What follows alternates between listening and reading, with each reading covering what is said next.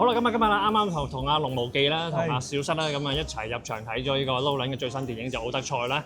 咁就頭先我哋就去呢個 K11 繆斯去睇嘅。其實我覺得呢套片出到嚟嘅感覺，我覺得係有少少入場門檻喎，因為特別係開頭啊嗰30零40分鐘啦 ，Nolan 嘗試壓縮佢嗰個時間啊個片長，所以變咗在平行時空再加 jump cut 底下嘅話，如果係一般觀眾或者完全係唔了解奧德賽嘅一個背景底下咧，開頭嗰陣時會有少少辛苦，咁但係直到咧即係講去到話，譬如 Tom Holland 開始做主線啦，跟住之後或者去到或者麥迪文嘅一個奧德修斯做主線之後，咁成件事嚟講咧，我覺得嗰種味道會係追貼翻係阿 Nolan 可能全盛時期譬如 Batman 嘅嗰種嘅商業向。即係話你唔熟悉呢個奧德賽啦，呢個神話或者係一個故事啦、口述嘅故事啦，咁啊都成3000年前嘅嘢嚟㗎。嚇咁，但係咧就我諗好多人都熟悉呢個《木馬屠城記》啦，咁所以亦都關於呢個《木馬屠城記》啦，或者係 Helen 啦呢個靚女咧，俾人搶咗之後，點解會引發呢個戰爭啦？我自己對呢一個故事本身就冇乜印象，亦都冇乜上網搜尋過嘅。咁但係佢引用翻呢一個《木馬屠城記》嘅後續嚟去講翻呢個故事咧，我覺得都唔難入局嘅。咁同埋咧，但係咧，即係頭先 Hugo 講嗰啲跳嚟跳去啊、平行時空嗰啲剪接方法咧，咁成套戲綜觀嚟講咧，我覺得有少少似 Inception 加 Batman 嗰個處理手法。你睇嗰啲轉咧係好 Inception 嘅。咁所以睇落嚟講係好有 Nolan 嗰個 feel 喺度咯。有佢嘅味道喺度。係啦，咁所以變咗好容易一睇就知呢套戲係你㗎啦，肯定咁樣。咁但係綜觀嚟講，我覺得套戲唔難明嘅。只不過喺我自己角度嚟講咧，就開頭比較長氣，後邊比較急進。我都有同樣嘅感覺，即係喺前半部咧比較拖得慢，但係去到後半咧，我覺得咧就入咗局之後咧，就緊湊性會多咗。尤其是最後一幕啦，咁啊最高潮嗰一幕啦，甚至乎就算係木馬屠城嗰一幕咧都唔錯。其實都係啦。咁當然啦，即係Nolan啊拍呢個古仔，我諗佢個意識形態咧，最主要都係一個反戰嘅故事啦。好強烈。咁變咗咧就好強烈嘅，即係尤其是主角啦，麥迪文啦，佢點樣去睇屠城前同屠城後，咁變咗咧，即係我哋睇到有一個好無謂嘅戰爭，然之後咧搞到好無謂嘅屠殺，然之後咧就好無謂咁樣要好辛苦咁翻鄉下，翻故鄉，翻屋企。咁點解要咁辛苦咧？同埋最重要咧，Steve 講得好啱，即係除咗係好無謂嘅戰爭之外，其實亦都係即係而家不停咁樣描述咧，主角佢係即係違背咗神嘅意志，即係用一個和平嘅引子去做咗一個咁奸嘅陰謀，而導致到一個咁強勁嘅屠城，死咗咁多人，而到最尾佢自己其實食晒啲報應。係啊，基本上就係。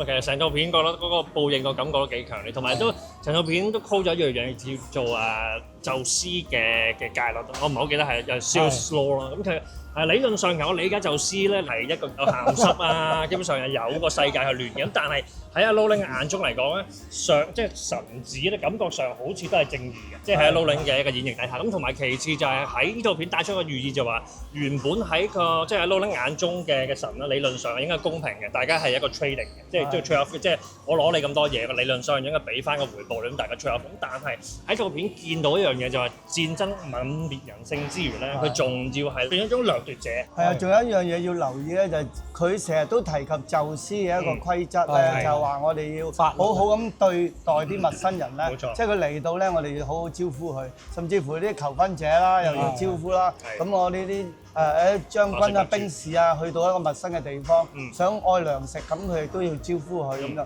呢個就係一個佢哋宣揚神咧對人嘅愛護啦，咁即係亦都人與人之間嘅平等咧，互相協助。咁所以同嗰個戰爭咧就啱好成咗一個對比咯。其實Nolan都借咗麥迪文佢自己一段經歷或者遭遇啦，去批判翻嘅，即係以前嗰批人、老派人同埋現代嗰批人啊。因為其實你見得到麥迪文好明顯係代表老派，即係話 even 有啲人明知你唔係一個好人嚟嘅，來者不善嘅，但係照係白食白住，照俾佢做。因為麥迪文係信嗰個傳過去嘅律法，即係基本上大家有情有義嗰種玩法。咁但係當佢去即係參與個戰爭之後啦，或者係經歷過呢一場嘅20年嘅遊歷之後啦，咁發發現咗現代呢班人嘅基本上係冇任何律法可言，純粹係為自己私利，咁嗰種嘅正邪對立面係出晒嚟咯。因為戰爭就係扭曲人性㗎啦。同埋你講得好啱嘅就係佢好似好維護宙斯嘅律法，但係其實佢係 break 得最勁嗰個。係呢個就係套戲好想講嘅嘢。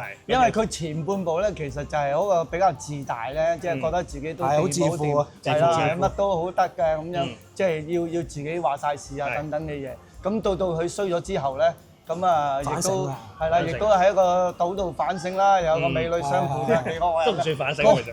但係我都咗之後就反省咗，變咗一個好謙卑嘅人啦。我覺得修斯嚟講，佢係好多層次嘅，因為佢表面上好似即係開口埋口都係宙斯嘅律法，咁但係理論上其實佢都係一個叫做世界仔嚟嘅。咁但係話晒都10年20年啦。係冇錯，同埋佢係除咗獻計俾即係阿伽曼龍去攻陷呢個特洛伊之外咧，咁其實喺呢個過程中咧，其實佢都泯滅咗人性好多次，只不過喺嗰個 moment 嚟講，佢自己仲未反省到咯。咁直至就話其實喺個翻鄉，即係回翻自己國土嘅過程中，先係做翻嗰受苦受難之後啦。其實佢最有機會 reset 咧，就係俾人 drop 住咗嗰7年。最重要係嗰7年，因為佢可以洗滌下自己心靈，同埋忘記咗自己係邊個，咁啊冇再追逐嗰樣。即係重新做人啦。係啦，即係坐緊監咁咯。直頭講句句。係有美女相伴嗰件事，我覺得唔 fair。係啊，講翻美女咧，就係好多人都提，或者點解揾個黑人嚟做呢個 Helen 咁靚？咁其實呢個咧，我覺得好反諷啊！喺呢套戲，我覺得路蘭咧就用咗個幾反諷嘅實際嘅選角。其實咧，佢就即係其實帶出一啲點出嚟咧，就係你班友仔係啦，你講啦嚇，講故事啦，你靚唔靚啊？我就特登就教你咁樣。即係話你班傻仔覺得好靚而打呢場仗，其實佢可能係咁嘅樣噶喎。其實就係一個引子咧，藉口嚟啫。其實我都唔係好中意條女，只不過就想打仗，就想只不過想掠你個位置。冇錯，我哋覺得無謂。咁其實可能佢真係有背後嘅意義都唔出奇。咁呢個就俾啲史學家。我哋可能呢條片撈人睇完之後讚我哋。係啊，你終於明白我想。同埋原來睇完之後，佢出鏡都幾都唔知有冇1分鐘，都有嘅，都有3個鏡頭。佢係咪一個係佢個妹嚟？係啦，即係懟冧人嗰個就佢妹啦，跟住嗌㗎有疤痕嗰個就另外一個。冇錯，嚴格嚟講係兩姊妹。同埋我會有少少覺得咧，因為而家呢個世代咧，神神化化嘅嘢都幾難接受，即係有單眼巨人，跟住又無端端嗰啲着晒盔甲嗰啲巨人係完全冇講咩原因、咩情況、咩事。因為你知道歷史可能，即係你知道嗰個神話故事就會知道，完全冇解釋。你知唔知我諗起邊個？我諗起北歐嗰啲啊，夏蘭特啦，夏蘭特頭先都喺個廣告出現。冇錯，因為你明白嗰班白色盔甲明顯睇落去似啲北歐人，即係佢嗰種嘅，好似啲維京佬。但係想講其實呢套片其實都係講緊希臘啦，打呢個土耳其咁。但係我成日覺得咧，即係呢班選角，即係無論係講緊係麥迪文啦，或者湯可倫都好啦，其實冇任何北歐人，冇任何希臘人嘅一個 trace 喺度咯。成件事我覺得好現代、好美國咯，係我會咁樣講。因為佢都有提過嘅，即係話行選嗰陣時咧，去到唔知話去北邊㗎，好似係可以再就係嗰段時間就係你今晚再睇多次。今晚再睇多次。同埋成單嘢就係北邊啦，同埋成單嘢就係柯特使自己一個決定錯誤，佢跟大隊就翻咗屋企。哦，係。佢自己無端端又唔想黐住人哋，又想走過去。呢個就係領嘢啦，咁就領嘢啦，自大冇錯。冇錯。都講下個選角啦，麥迪文，我初入場睇其實有啲驚，因為感覺上驚一樣嘢就係佢不嬲都唔中意麥迪文。恐怖片啊！係有少少感覺上，因為其實成日你覺得佢嗰個演技嗰個演繹嗰個感覺咧，即係比較素人啲啊！即係 even 講緊佢做咗成30-40年戲都好啦，到而家我睇落去都覺得好素人 feel 嘅。但係有一個好處嘅就係呢套片需要一個冇乜巨星光環嘅演員去做，因為其實奧德賽嚟講基本上係受苦受難啊嘛。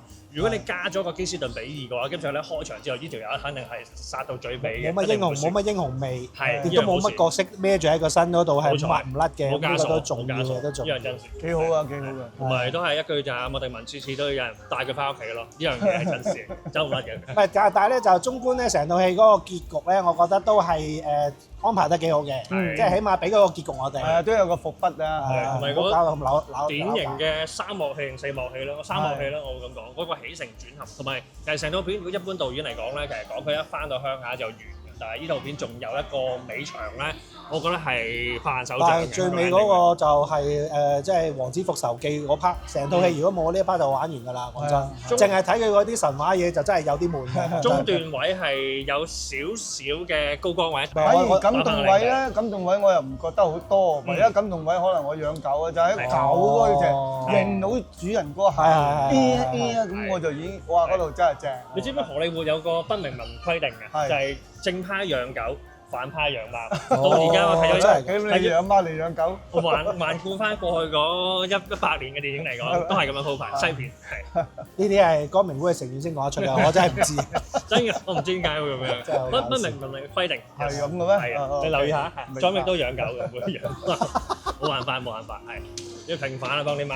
呢套戲有好多位試機喎，全片 IMAX，係啊，全片 IMAX 嘅畫幅。咁就我哋頭先係坐 K 嘅中間偏左嘅位置啦。咁就我同阿 Steve 係撐4個位嘅，可能 Steve 偏少少，都冇問題啊，我覺得。咁就成套片全片 IMAX 畫幅，跟住我有一樣嘢留意到就係 IMAX 你見到佢個光圈大嘅，即係基本上你嗰個人咧只要褪前少少咧，就會走火。冇光圈教咁樣 IMAX 嗰個機，佢個光圈會比平時嗰啲機難操縱，因為其實始終佢哋個成個 focal length 都唔同。之前都講過，即係一開頭都有佢兩個人，即係前一後咧都只人對一個。佢勾得好勁，因為光圈，因為佢光圈就算係去到11都好大咁樣。好犀利嘅，所以變咗就話你如果 enjoy IMAX 嘅話，我覺得呢套片係過咗戲癮。我自己覺得就喺呢個 IMAX 嘅版本，除咗畫幅正之外咧，HDR 嗰個演繹其實非常之唔錯，因為勁多黑位，即係好似巨人嗰度咁樣黑到阿媽都唔認得啦。咁跟住之後，但係佢都會俾你見得到佢想俾你見嘅嘢啦。同埋喺巨人嗰 part 咧，嗰個音效。我相信咧出碟嘅時候咧，唔係邊間屋可以頂得住咁大嘅音壓，而又所有喇叭都一路不停咁一路叫囂緊。嗰度都幾慘。佢嗰個叫囂我自己都覺得有啲嘈。同埋有幾次都係咧，即係好密度好高啊，越嚟越快開始，一路密度好高。啱啱就係你所講，成個配樂全部都係用啲舊嘅樂器嚟拍。係啊，咁就希望到時出碟唔好撳細佢啦，希望。希望出碟佢 keep 得翻。唔好撳細佢。出碟佢 keep 翻 IMAX 咯，希望。係。翻個 DTS 5.1得㗎啦 ，DTS 5.1啦，都係整多個 IMAX 喺入邊。係嗰件事我係期待嘅，環球係咯，期待咯，到時睇尾版。係啊，同埋好似你譬如話射穿12道虎係嘛？係。嗰幕好似有個電影公司嘅畫頭就係用呢個㗎嘛。TSG 好似。係咯，就係呢個經典啊嘛。好得彩嘅咁樣。係啊，咁就都好多其實 overall 佢各位都話其實呢套片都重現咗好多嘅即係奧德賽裏邊嘅經典場口啦。咁但係用阿 Nolan 嘅一個目光或者用佢嘅一個 prospect 去演繹咯。咁我覺得係以新派電影啦，或者係以現代人嚟講，我覺得都係感覺到嗰種史詩味。係Steve，我想問下你會唔會再睇多一次咧？呢套戲覺得？我會等佢碟先至再睇一次。係啦，我入場再睇應該都唔會啦。因為其實中間我有一刻位置我係打喊路嘅。打喊路都係講打好正常啫。有啲係瞓着，我用打喊路同埋瞓覺嚟做個指標嘅。唔同嘅分，即係倘若如果套戲有啲戲係成場都冇事嘅，有啲戲就好早我就有兩嘢俾隔離嚇親，即係呢邊跳一次，嗰邊跳一次。佢哋嚇親啊！兩幕 jump scare 兩都因為我兩邊都係靚女嘛。my god！哎呀，最先我就做得錯啦。唯一一樣嘢戳得起我嘅情緒就係即係最尾嗰幕咯。OK。係最尾嗰幕，中間變豬隊友嗰 part 我都覺得都。豬隊友即係邊個？豬隊友變咗啲豬變豬。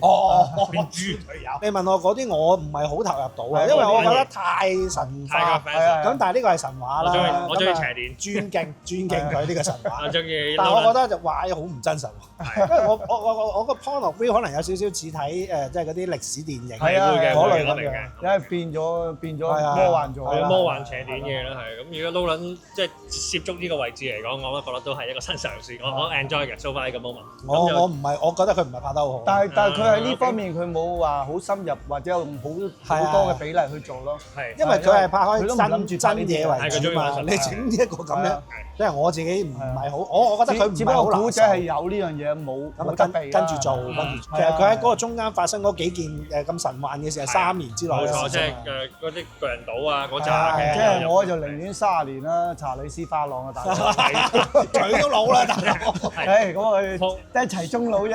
冇錯，啱。想講其實呢套片嘅女角方面，我覺得其實都亮眼嘅，即係譬如話 Anne Hathaway 依次嚟講，我覺得佢唔再係要特登要扮翻後生扮青春，因為叫比較成熟咗啊，反而有味道。我覺得同埋呢套片個演技嚟講，我覺得會係繼孤星淚之後最即係啲入戲到出汁嘅一個演技，即係扮阿 Tom Holland 阿媽。跟住其次，查理斯翻我覺得係做一個差唔多係一個鏡像嘅，同佢個氣場似嘅，但係就冇咁深入去一啲好交流角色。但係你話如果係心路歷程嚟講，就俾咗麥迪文一個唔錯嘅鋪排去講出套心事咯。如果講 Tom Holland，我覺得佢呢套戲都算做得唔錯，好勁㗎啦！如果以佢咩？同埋即係以即係佢係揾佢係真係因為要佢嗰種志氣，我就係幼稚嘅志啫，志氣。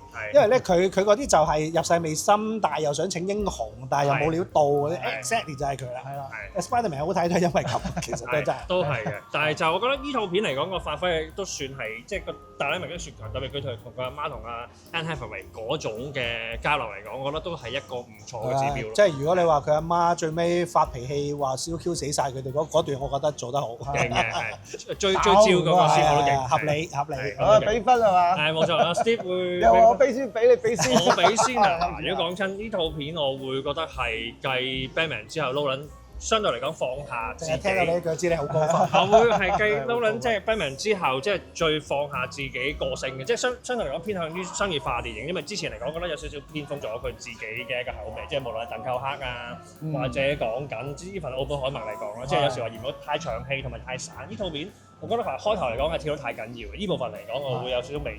即係開頭嗰40分鐘，咁但係如果以一個叫做心路歷程啊，一個個人嘅一個掙扎嘅史詩嚟講咧，我覺得係即係除咗基斯頓比爾可以交到呢一種嘅情緒之外咧，今次麥迪文嚟講，我覺得會係最貼咯嗰個味道。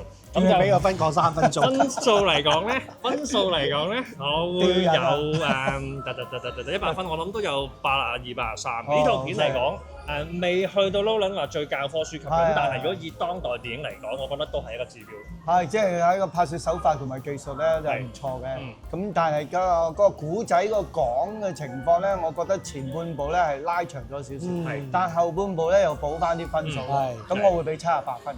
同埋最尾想踢翻個位就係即係我唔可以俾分嘅。sorry，小生，我想補充翻少少係阿 Ellen Page 啦，即係 Ellen Page 花性別嗰個演員啦。呢套片嚟講，佢係出緊到情緒。同埋我覺得揾佢做係啱數，佢係好無助的小朋友，邊緣人咯，我會咁講。邊緣人，即係真係好邊緣嗰件事，即係基本上係有上戰場又唔係佢自己揀嘅，跟住喺嗰個 position 嚟講，基本上就係你個老頂去壓晒。佢完全係追隨 Orders 嘅 order 嘅啫。係冇錯，但係佢覺得俾佢背叛咗咧，跟住之後，我覺得呢一 part 都做得好好。同埋其實點解之前會傳出佢係即係阿基里斯咧？其實我諗係純粹吹出嚟，冇阿基里斯，冇，sorry 係。得啊 Holland 做呢個 Kelly Magassi 咁啊，唔知踢乜嘢。同埋呢套戲係有亞洲人，同埋呢套係有亞洲人嘅。係冇錯，有個即係跳落海嗰個，所以啲 DEI 係 OK 合資格嘅，絕對 perfect，仲要第一個衝落水嗰個。係咪真係咁樣佢就可以攞獎㗎啦？衝金像獎，奧斯卡一定要。即係入到圍先。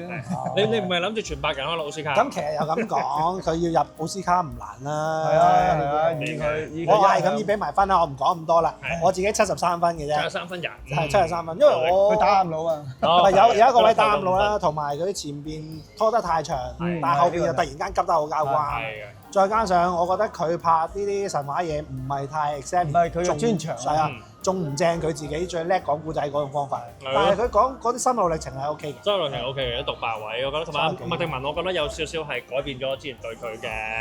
我不嬲都好欣賞。係麥迪文，Matt Damon，come here，麥迪文唔錯啊。係，唯一就係我覺得應該加埋佢個老友記啊，賓艾佛嚟講，加埋落去就開心。加埋落去就唔得啦，加埋落去就變咗槍戰片嚟㗎，變咗兩個 Batman 好大鑊，即係仲有阿 Robert Pattinson 啊嘛，吸血仔喺度，咁就講最尾就係 Pattinson， 我覺得係恰如其分嘅，即係有時話開頭再埋尾門嗰件事嚟講，我覺得都爆得靚，咁就好啦。今日嘅影評嚟到呢度，如果大家中意片咧，記俾 like 啦，加 subscribe channel 同埋最尾撳埋鐘仔，update大家成日揾你。咁啊，下一段影評見啦，拜拜。